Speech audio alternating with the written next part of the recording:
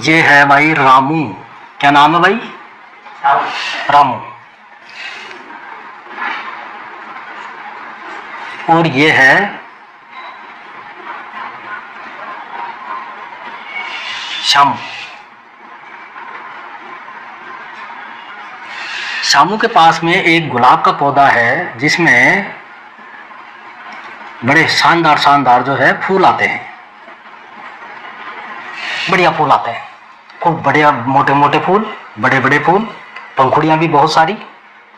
इधर बेचारे रामू के पास भी एक घर में गुलाब का फूल लगा है, जिसके फूल देखो, गुलाब का पौधा लगा है रामू के घर में। इसके फूल जो बेचारे के छोटे छोटे आते हैं, वो भी मरियल मरियल से।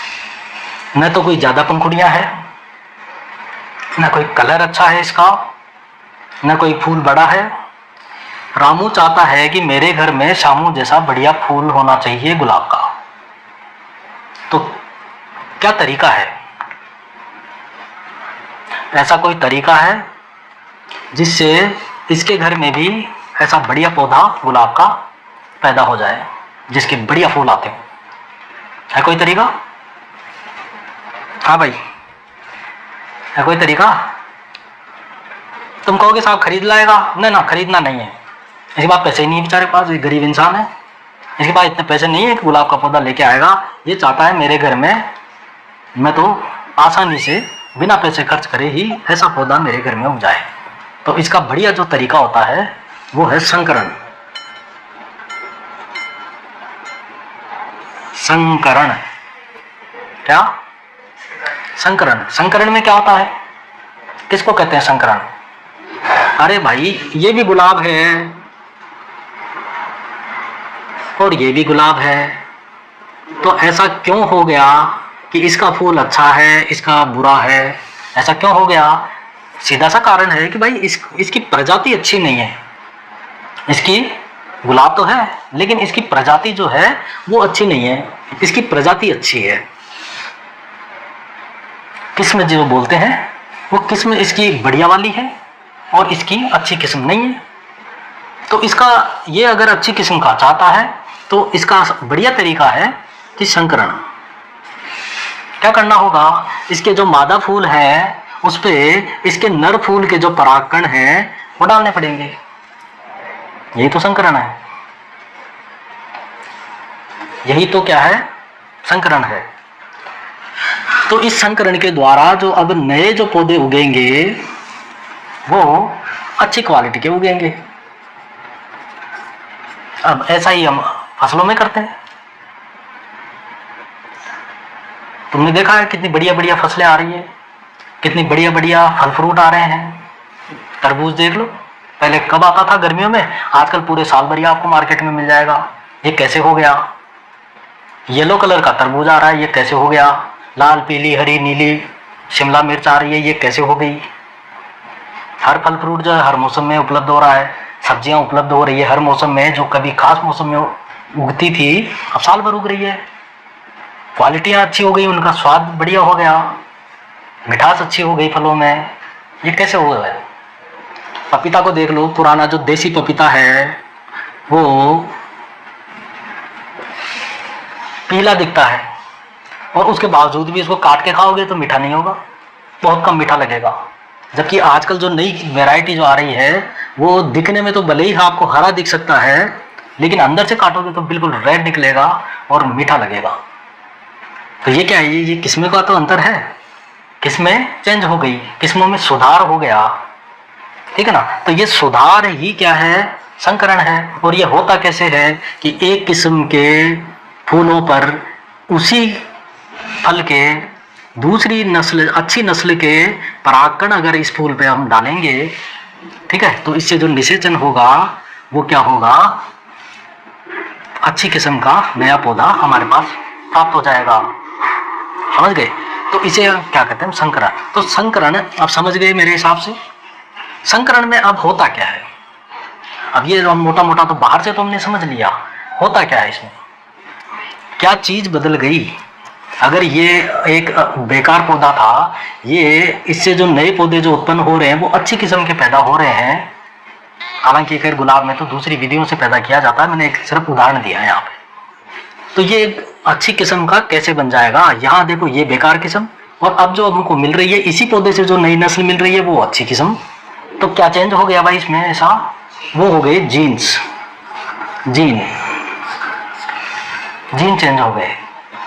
तो कुल मिला के इन जीनों में हम बदलाव करके, इनमें चेंज करके हम अच्छी किस्म प्राप्त कर सकते हैं किसी भी पौधे की, कर सकते हैं।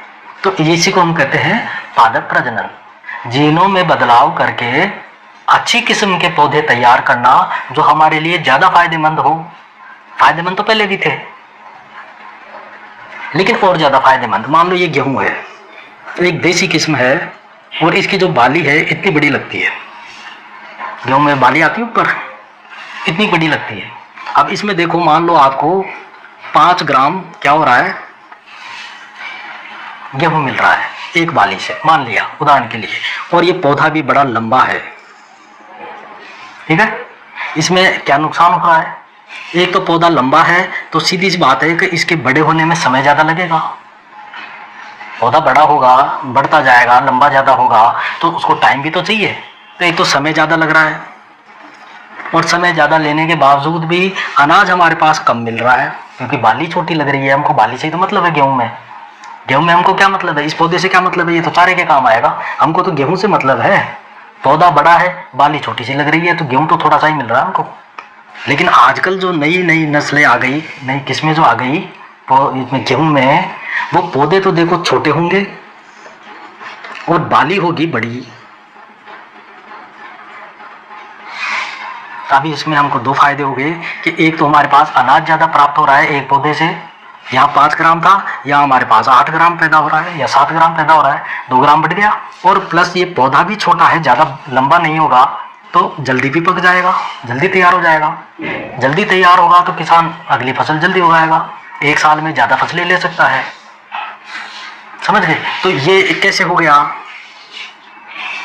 ये ऐसे ही हुआ है संकरण से। संकरण का मतलब जीनों में बदलाव हो जाता है। तो संकरण, अब देखो ये अब बात आती है कि जीनों में बदलाव क्या सर ये एक ही तरीका था जो आपने बताया है कि इसके हम परागकण लेके और मादा फूल के वर्तिका पे छोड़ देंगे?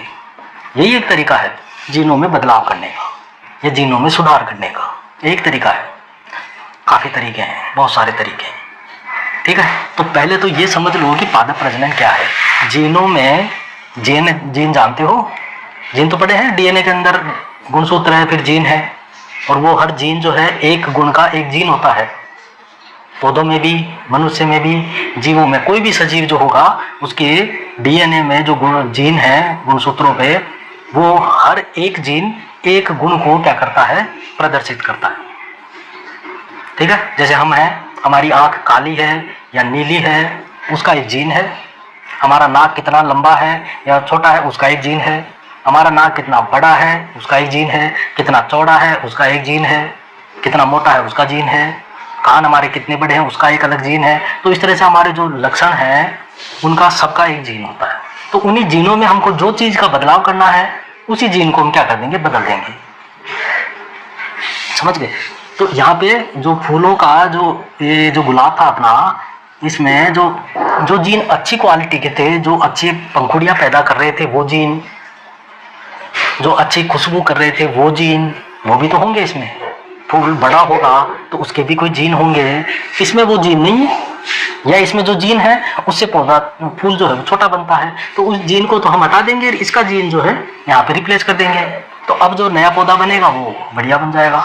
तो जीनों में हम बदलाव करके, उनमें सुधार करके नई किस्में प्राप्त करते हैं जो हमारे लिए ज़्यादा फायदेमंद है, ज़्यादा पैदावार देती है, या क्वालिटी अच्छी हो जाती है पौधे की। तो इसी चीज़ को, इसी क्रिया को हम कहते हैं पादप प्रजनन। तो इसी चीज़ को एक बार थोड़ा सा और समझ लेते हैं अपन कि जीन में बदलाव क्या है। एक तो उदाहरण हमने ये गुलाब का फूल ले लिया, एक हमने ये गेहूं का ले लिया। थोड़ा अंदर की तरफ चलते हैं, जीन के पास, डीएनए में घुस जाते हैं। ये है, कोई भी आदमी ले लो, जैसे मेरा नाम ले लो भाई, नहीं मेरा तो नहीं लूँगा, आगे ऐसी ऐसी चीज़ आएगी, हंसोगे तुम, ठीक है। चलो यहाँ पे यही ले लेते हैं, तो रामू। ठीक है। और इसकी पत्नी है, कौन है, शीला ले लो, ठीक है। रामू है और इसकी पत्नी है शीला। रामू का अपन एक बार डीएनए ले लेते हैं भाई, ये लो, इस तरह से है। शॉर्ट में मैं समझा रहा हूँ जल्दी से, वैसे क्योंकि तुम 9वीं 10वीं में खूब अच्छी तरह पढ़ी हुई हो ये चीजें। और इधर इसका ये है,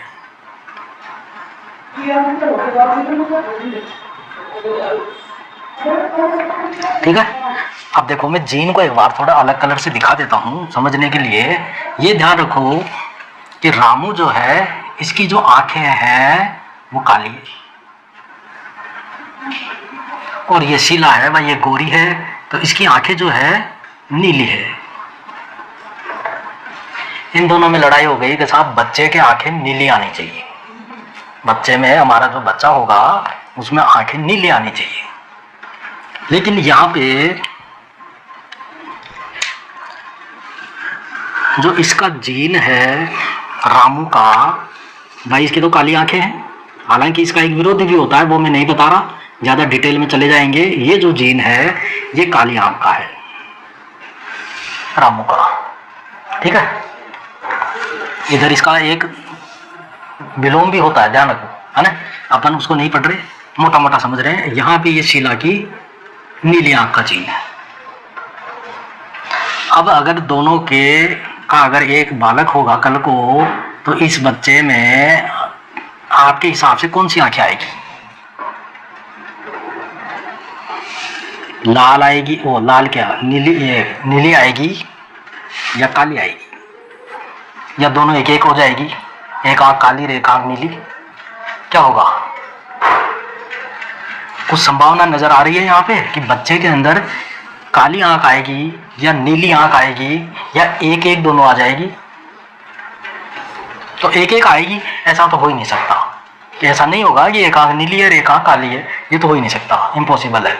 इसका मतलब ये है कि या तो काली आंख आएगी या फिर नीली आंख आएगी, ठीक है। और दोनों ही माता पिता से आ रहे हैं ये गुण, तो इसका मतलब दोनों के 50-50% चांस है, हम ये मान लेते हैं। 50-50% चांस है, 50% चांस है कि काली आंख आएगी बच्चे में, 50% चांस है कि नीली आंख आएगी। हम तो ये चाहते हैं कि 100% नीली हो, काली का चांस ही ना हो, नीली ही होनी चाहिए बच्चे की। तो मैं अगर ये कर दूं कि इसके डीएनए में इस काली आंख के जीन को मैं हटा दूं और एक ऐसा ही नीली आंख वाला जीन फिट कर दूं, अब क्या लगता है बच्चे में कौन सी आंखें आएगी? जब दोनों के ही जीन आंख के नीली आंख के हो गए, पिता के माता के, तो बच्चे में अब नीली आंख आएगी। हालांकि ये इसमें बहुत डिटेल है, एक ही पीढ़ी में नहीं होता है, पर यहाँ मोटा मोटा मैं जीनों के बदलाव समझा रहा हूँ कि जीन में हमने कैसे बदलाव कर दिया और हमने हमारे हिसाब से अब जो यहाँ पे अब जब दोनों में नीली आंख का जीन हो गया तो अब बच्चे में नीली आंखें आ जाएगी दोनों ही। तो ये जीन में बदलाव करके हमने हमारे हिसाब से बच्चा पैदा कर लिया, हमारे हिसाब से बच्चे में आंखें आ गई। हम अगर चाहते हैं कि बच्चे में 100% काली होनी चाहिए, 1% भी चांस ना हो नीली का, तो हम इसका जीन यहाँ पे ये बदल देते। तो ये होता है। इसी तरह से हम पौधों में कर लेते हैं। पौधों में जो जीन होते हैं उनमें हम हमारे हिसाब से हम जो चाहते हैं वैसा ही जीन हम बदल के और हम हमारे हिसाब से नई किस्म प्राप्त कर लेते हैं। तो इसी को हम कहते हैं पादप प्रजनन। तो पादप प्रजनन यानी कि जीनों में बदलाव करना, है ना, अच्छे किस्म के लिए। तो जीनों में बदलाव करने का जो तरीका है वो भी बहुत सारे हैं। अलग अलग तरीकों से आप जीनों में बदलाव कर सकते हो। सिर्फ ये एक ही तरीका नहीं है कि ये उठा के यहाँ के परागकण और मादा के वर्तिकाग्र पर रख दिए, ये तो एक तरीका है। ऐसे 5-7 तरीके हैं आपके पास, वो हम आगे बढ़ेंगे, ठीक है। तो अगले वीडियो में हम ये पढ़ेंगे कि इसके उद्देश्य क्या है, पादप प्रजनन हम क्यों करें या क्यों करते हैं, वैज्ञानिक क्यों लगे रहते हैं दिन रात इन जीनों में बदलाव कर करके करने के लिए, क्या ज़रूरत है ना। तो हम अगले वीडियो में पढ़ेंगे। ये वीडियो ज़्यादा बड़ी हो जाएगी, है ना। और एग्रीकल्चर का पूरा कोर्स हम यहाँ पे करवाएंगे। अगर आपने चैनल को सब्सक्राइब नहीं किया है तो सब्सक्राइब जरूर कर लें, लाइक का बटन दबा दें, शेयर करें अपने दोस्तों को जो एग्रीकल्चर वाले हैं। और हम पूरी जो है एग्रीकल्चर का पूरा कोर्स यहाँ पे हम करवाने वाले हैं। तो बने रहो, कंटिन्यू वीडियो देखते रहो। ठीक है, तो मिलते हैं अगले वीडियो में, तब तक के लिए नमस्कार।